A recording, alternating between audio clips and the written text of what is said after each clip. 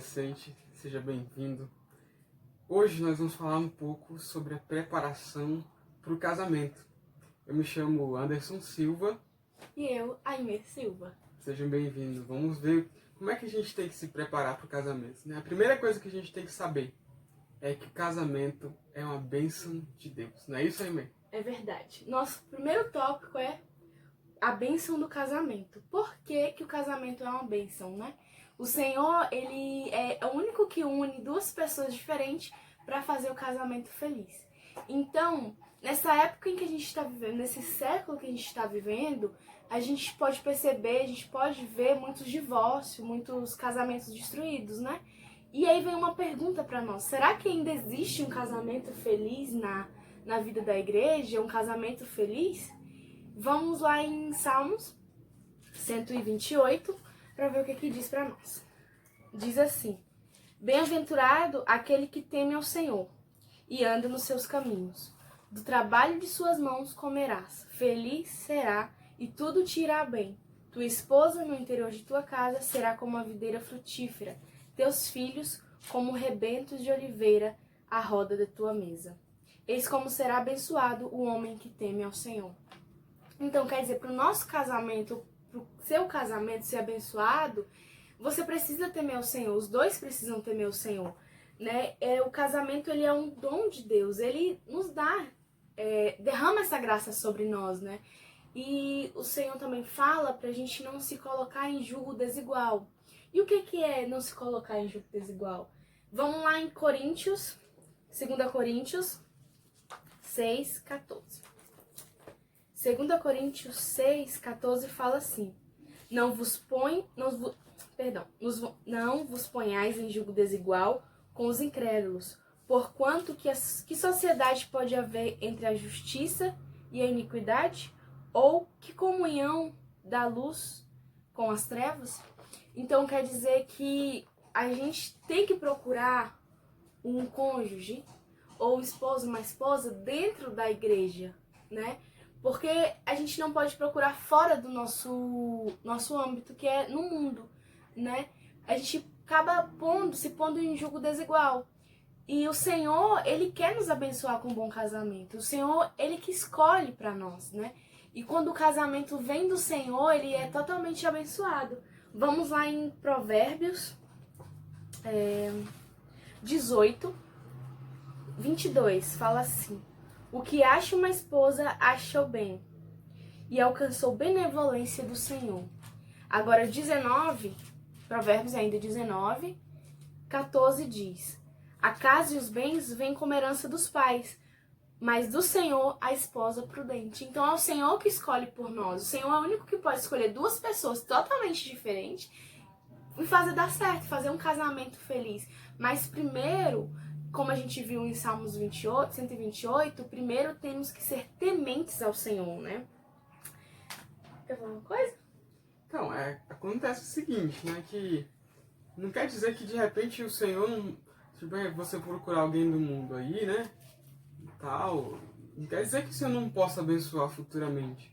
Só que é o seguinte, não foi o Senhor que começou isso, foi você, foi a gente que começou isso pelas nossas próprias mãos, né? Então isso acontece o quê? Que mesmo que o Senhor possa abençoar, isso não é uma certeza, porque você não conhece outra pessoa. Se você realmente tem um compromisso com Deus, esse é um princípio, né? É um princípio que nós precisamos respeitar. Agora, se o Senhor realmente direcionar uma pessoa para se converter, para crer no Senhor, aí é uma exceção. Mas saiba que toda vez que nós nos colocamos em julgo desigual, existe um risco muito grande, né? A gente conhece vários casais, né? Vários irmãos, e tanto irmão quanto irmã, que decidiram se relacionar com a pessoa do mundo. E no final das contas se frustrou, abandonou o Senhor e caiu no mundo mesmo. Então, que o Senhor possa guardar esse princípio no nosso coração. E às vezes a gente mesmo quer escolher o nosso cônjuge, né? Nosso esposo, nossa esposa. E tá tão desesperado pelo casamento que escolhe qualquer um, vai na doida, entendeu? Isso causa grandes consequências, né? Essas escolhas erradas, né? A gente estava vendo uma história, né? No livro que a gente está acompanhando, falar sobre a história de Cynthia de Milton, né? Cynthia era irmã da igreja e ela acabou se apaixonando, né, por um rapaz da faculdade. Aparentemente era um bom rapaz, né? Aparentava ser um bom rapaz, ele era mecânico, trabalhava e tal.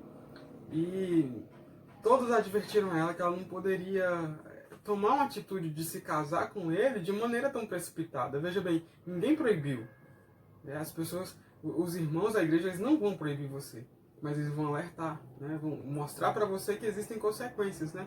Eles se conheceram, com 2 meses se casaram. E logo depois, o Milton perdeu o emprego e ele acabou se tornando um preguiçoso dentro de casa, né? A Cynthia saía para trabalhar, ele dificilmente acordava antes do meio-dia, se tornou alguém muito iracundo, né? Cheio de ira, impaciente, e chegou até o ponto de bater na Cynthia. E ela ali já não sabia mais o que fazer, né? E pediu para Deus livrar ela daquela situação, né? Daquele quadro, né? Então isso mostra o quê? Quais foram os erros, né? na escolha de Cynthia? É que ela esqueceu que somente Deus é quem sonda mente e coração. É Ele quem conhece as pessoas e só Ele pode confirmar para nós, né? Quem será o nosso cônjuge, né? Quem Ele irá usar, né? Para nos aperfeiçoar, para nos desenvolver, para nos fazer crescer, né? Então, lembrando sempre desse princípio, né? O casamento, ele não é para nós mesmos, né? Simplesmente. Mas é para que Deus use o nosso casamento, sim, para nos salvar, para nos aperfeiçoar, para nos fazer crescer. Né? A gente precisa sempre visar isso, né? Não é para, né, eu e a Aimee aqui simplesmente, mas é para aquilo que Deus vai fazer por meio de mim na Aimee e o que Ele vai fazer em mim por meio dela, por meio do seu cônjuge, né? Então, veja bem, a gente sempre tem que ter essa visão. Quem é que Deus vai usar como o meu cônjuge? Sempre tem que ter esse princípio, né? Pra gente não fazer a escolha errada. Olha só, como é que pode ser o caráter quando nós tomamos uma escolha, né? Sem temor, sem buscar Deus, sem orar, sem buscar a sua direção. Olha só o que é que pode acontecer. Vamos lá em Provérbios 14.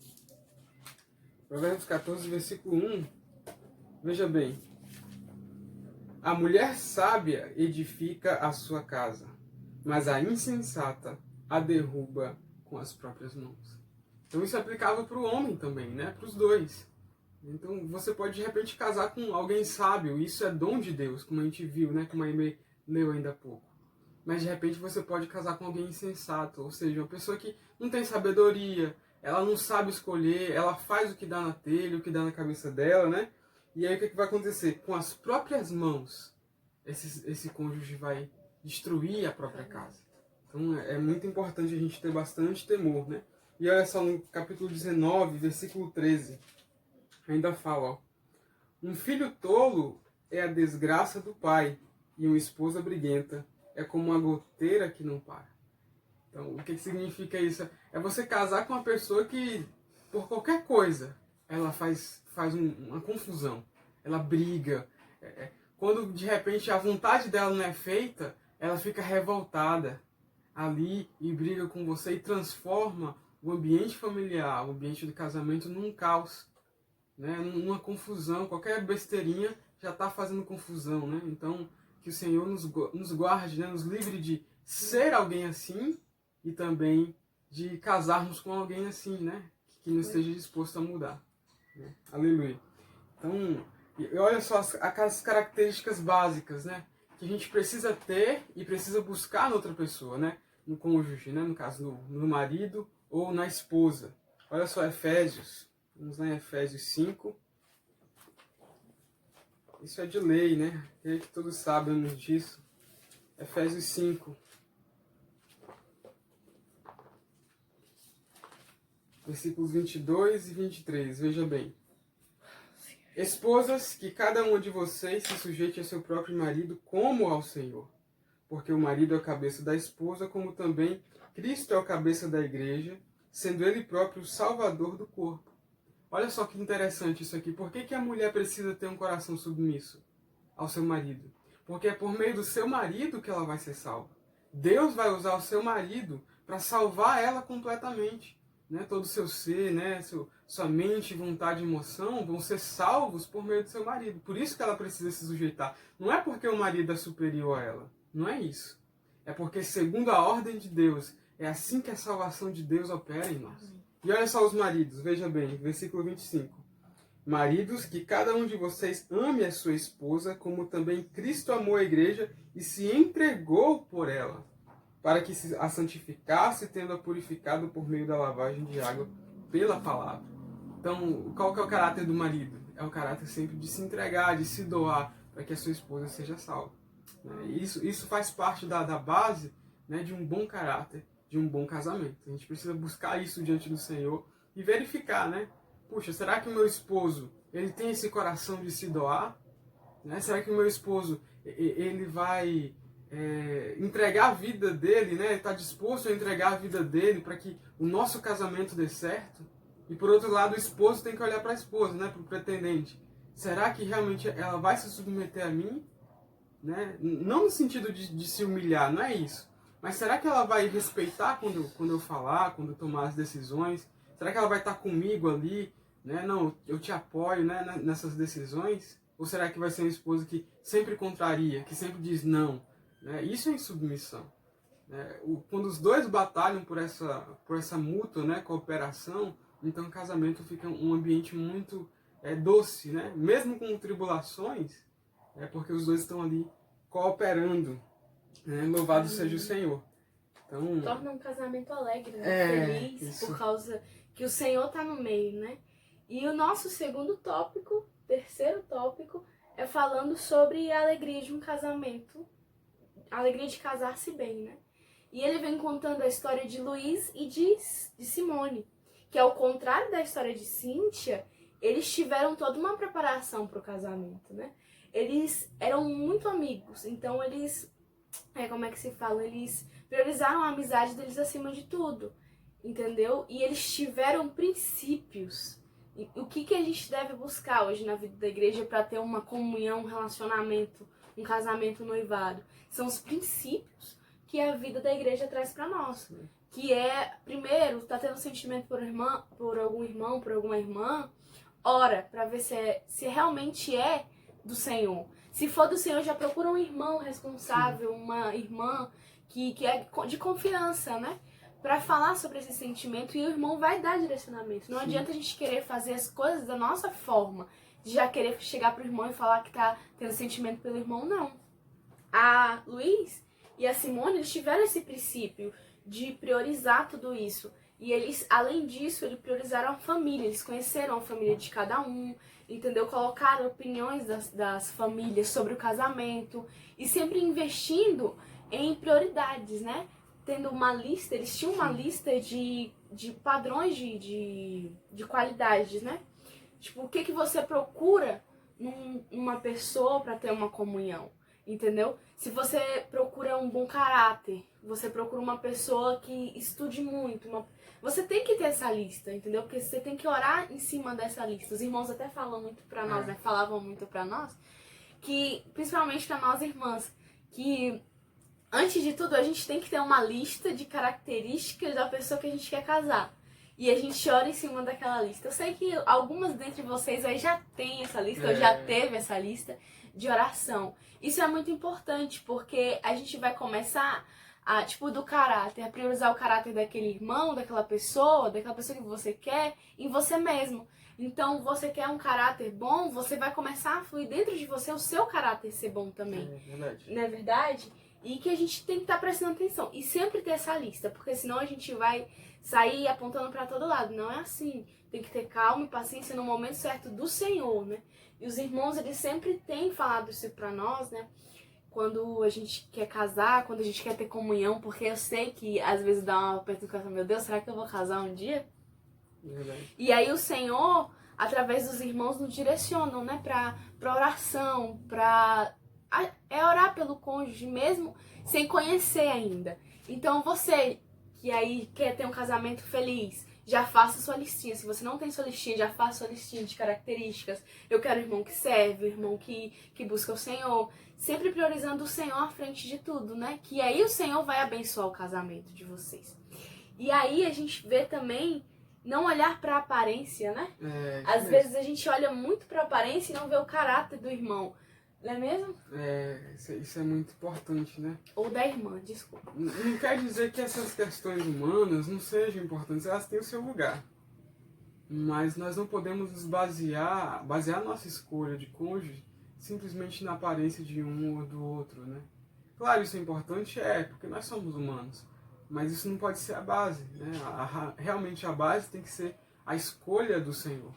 Muitas pessoas elas acabam levando em consideração a aparência da pessoa ao invés do caráter da pessoa, de quem a pessoa é por dentro. Valoriza o exterior e o interior despreza, né? Muitas vezes acontece isso. Nós olhamos para os irmãos, olhamos para as irmãs, né? E julgamos um ou outro como melhor ou como pior de acordo com a aparência exterior. Mas conforme 1 Samuel 16:7, né? Conhece bem esse versículo. O Senhor ele não olha, né, a aparência, ele olha o coração. E muitos se frustram. Por quê? Porque veja bem, antes de você casar com uma pessoa, realmente a aparência dela pode te impressionar. Mas, por exemplo, depois de um ano de casado, você vai ver que a aparência não é tudo. E que a parte principal, na verdade, é quem é a pessoa por dentro. Porque casamento é uma questão de convívio. É a questão do dia a dia ali. E a aparência exterior, ela não consegue burlar, né? Não consegue tirar o caráter, né, da pessoa da jogada. Ou seja, com o passar do tempo, com o convívio, o que se torna mais importante não é quem a pessoa é por fora, mas é quem ela é por dentro. Isso é mais importante. Veja bem, ó, Provérbios 12:4. Olha só o que é que fala para nós aqui. Provérbios 12, versículo 4. Veja bem.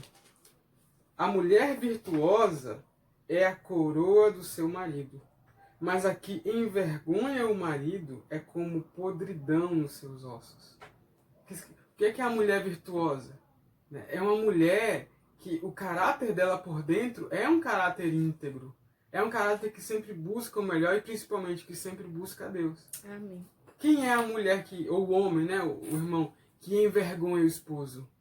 É aquele que, no nosso caso, por exemplo, você casa com um irmão, você ama o Senhor, você quer buscar o Senhor, mas o irmão, ele quer o mundo. Ele quer as coisas do mundo. Isso aí é uma vergonha para nós. Né? E é do mesmo jeito o esposo com a esposa. Né? Se você é um irmão que busca a Deus, né, que busca o Senhor, casar com uma irmã que busca o mundo, que quer o mundo, que não tem uma consagração para com Deus, se torna uma vergonha. Né? É aquela coisa, quando você vai, né, apresentar diante dos outros, quando vai estar junto dos outros, se torna uma vergonha, porque tudo que o irmão ou a irmã fala é sobre as coisas do mundo. Então isso se torna uma vergonha para nós. Então nós temos que olhar para isso também. Não quer dizer que Deus não transforme as pessoas, mas já que você está se preparando para casar, esse é um valor que você tem que ter, né, um no outro. Ainda mais, olha só, no capítulo 11, volta um pouquinho aí, capítulo 11, versículo 22. Como joia de ouro em focinho de porco, assim é a mulher bonita que não tem juízo. Veja bem, que situação, né? Mas num porco que fuça o lixo, fuça a lama, e aí tem um brinco de ouro no nariz dele. Faz sentido isso? Não casa. Então é aquela história. Não quer dizer que nós não possamos, né, ter escolha por um cônjuge, né, uma esposa bonita que tem uma aparência que nos agrada, né? Mas é que a gente tem que ver se aquilo que ele expressa exteriormente condiz com o que ele é interiormente. Uma mulher bonita que não tem juízo, não casa uma coisa com outra, né? Ela acaba se tornando feia. Né? Eu sempre falo, você falava, né? Assim, a gente conversando, né? Olha só. Pra mim, né, é uma abertura pessoal, né? A mulher, ela pode ser bonita do jeito que for. Isso é um padrão meu, tá, irmãos? É um padrão meu. Mas se eu ver ela falando palavrão, ou então ela fumando, pra mim ela perdeu toda a beleza que tinha. Né? Porque é o interior que importa. Realmente, e no convívio, no casamento, é isso que mais tem valor. Né? Louvado seja o Senhor, que o Senhor possa nos tornar, né, pessoas virtuosas interiormente. E para finalizar ainda, né, 1 Pedro, olha só o que é que diz 1 Pedro, capítulo 3. Senhor Jesus. 1 Pedro, capítulo 3, versículos de 3 a 6. Isso é tanto para irmãos quanto para irmãs, né? Olha só, capítulo 3, versículo 3. Que a beleza de vocês não seja exterior, como tranças nos cabelos, joias de ouro e vestidos finos, mas que ela esteja no ser interior, uma beleza permanente, Amém. de um espírito manso e tranquilo, que é de grande valor diante de Deus. Pois foi assim também que no passado costumavam se enfeitar as santas mulheres que esperavam em Deus, estando cada qual sujeita a seu próprio marido. Foi o que fez Sara, que obedeceu a Abraão, chamando-o de Senhor, e da qual vocês se tornaram filhas, praticando o bem e não temendo perturbação alguma. Então, quando a mulher ela tem um coração submisso, ela não tem temor. Ela é tranquila, ela é mansa, porque ela sabe que está debaixo da bênção de Deus e que está sendo guardada por Deus. Que o Senhor possa, mostrar para nós esses princípios e que possamos valorizá-los, ao nos prepararmos por um cônjuge. Graças a Deus.